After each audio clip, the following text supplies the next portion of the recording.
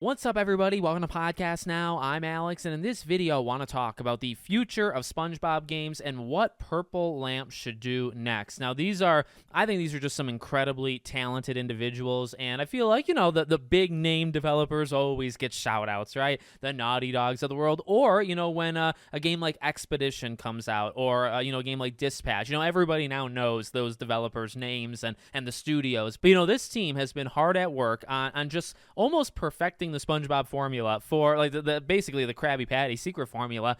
They've been at it for probably 6-7 years, I guess whenever Battle for Bikini Bottom Rehydrated started. And I would say they have just done such almost an underappreciatedly good job. Now, again, a thing I want to do in this video is talk about, okay, well, where could SpongeBob games go? And then also, like, should we stop? And I kind of want to start there because, well, this is probably going to overshadow the first part. In my controversial opinion, I actually feel this is where I would leave SpongeBob for a little while. Now, it's not that I didn't like it. They gave me the code early. I got to play the game early, and I had a review, go live on the channel. I really love this game. I really did. I would put this game easily in the top 20. I've probably played 40 or so new games this year. I think this is in the top half. I mean, it is, as I said in the review, it's a really good, not just a SpongeBob game, but it's just a really good game in general. It's just pretty darn short. And as people pointed out, maybe it was to try to get it out around the time of the movie, and I never really thought about that, but that is probably 110% correct. So if that's the excuse, that's the excuse. But no, they did a really good job, and you can see the trajectory. You could, and that could maybe be an argument against leaving SpongeBob, right? Because you could say, well, now they've kind of perfected it. Now they kind of know exactly how it should go.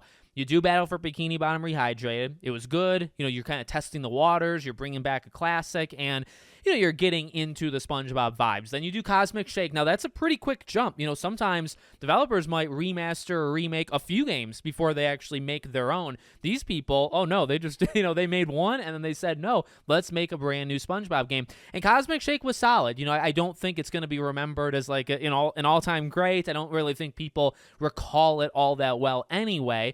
But it's a solid enough game. It really is. And I think I think we needed a game like that in order to get Titans of the Tide, right? Because now they took everything they learned, I think, from the classic SpongeBob to what they also learned from Cosmic Shake to now make Titans of the Tide. I mean, there's some new ideas. I think you can see like the Ratchet and Clank in this game, maybe even a little bit of Astrobot, even though Astrobot was only a year ago, so maybe it didn't influence all that much. But, I think we need games like this. I always kind of push that on the channel. I love games like Astro and, of course, old classics like Sly or Spyro or Crash Bandicoot. I mean, we need games like SpongeBob Titans of the Tide. They're not out there selling 5 million, but, they're out there selling a couple or maybe 500,000, 1 million, 2 million, and they're making some money. And that's kind of what you need these games to do. So I'm not opposed to stopping. I just think, again, in terms of when we're talking about this, well, we just kind of went through the history of SpongeBob up until now. So what do you do? And I mean, again, for me, I think you maybe try to look around and say, is there another? And I would stick with Nickelodeon. See, I do like the idea of almost giving them a shot to do something that just has never happened yet. Really, you look, say, Black Forest Games, right? Which I believe they helped on Titans of the Tide. They do Destroy All Humans, and I actually feel they should have probably allowed them, THQ, should have just let them do a Destroy All Humans 3. I mean, technically we have a Destroy All Humans 3, but erase it, make your own, and that's your chance, right? Make your own Destroy All Humans. But I guess where I'm going with it, well, what are they doing? They're actually doing TMNT, right? The Last Ronin. So we don't know how that game's going, but I mean, they moved over to something that is established, but something that's really, I think, outside their wheelhouse after doing 2 Destroy All Human remakes that I think they did an excellent job with. And really, this is the other way of doing it, because that one was, okay, you actually did 2 remakes, and now you're doing a game that's not even attached to Destroy All Humans. These people did a SpongeBob remake remaster, then they did a brand new one, and then they really, I think, went back to the drawing board and said, okay, let's make a killer SpongeBob game. And then they did. So what do you do next? And I feel like you got probably 3 options, right? I think option 1 is you just do it again. You make another SpongeBob game. again, I would say we're kind of at a point where is there another level to push the game? And I would say there's definitely improvements that can be made. And I really would say keep the quality that you did this game with and then just kind of make it longer, be able to kind of stretch it out a little bit and keep that quality. I'm not saying lower the quality. That's one path, right? Is you just keep going. You are very comfortable with SpongeBob, and sometimes comfort is a good thing. And SpongeBob hopefully isn't going anywhere, right? The show is still ongoing. The movies are still happening. So I think you'll always have a pool of people, including myself, by the way, they'll always support a SpongeBob game. I'll always support SpongeBob games. So that's path one. Path two, I feel like, is just going back into the well and saying, is there anything else out there? I think this is where, for me, like the Fairly Odd Parents thing would actually come in. I always mention Breaking the Rules as a classic for me growing up. But there's more than just Fairly Odd Parents, and you could just, search around, shop around, and pick one of those. And I guess really it would be restarting what you did with SpongeBob with a different franchise. And you're also not really starting from scratch, right? Because you have all of this SpongeBob knowledge, and yeah, you'd be remaking, say, a different property, but you're coming at it with the knowledge of what you've done the last 6, 7, 8 years, okay?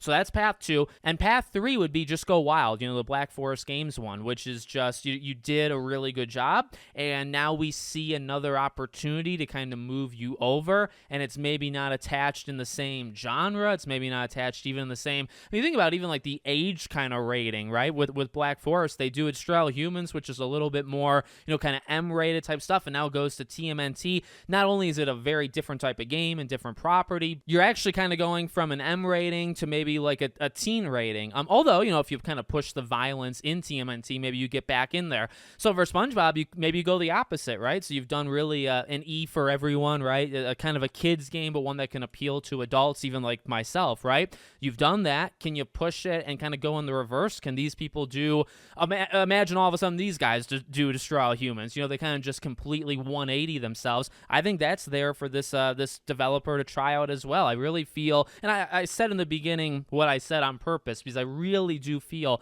it's a very talented group, and I feel like you probably want them to feel comfortable and want them to do what they want to do. I wouldn't say force any of these things on them, but I look forward to it. I think they're a really talented group that's pretty underrated, underappreciated, underthought of. Like, you just don't really think of Purple Lamp, but I think they're a really talented bunch, so I'm really excited to see what they do next. So let me know what you guys think. Make sure, as always, you're subscribed to the channel, bell icon turned on, and I hope to see you all on the next one.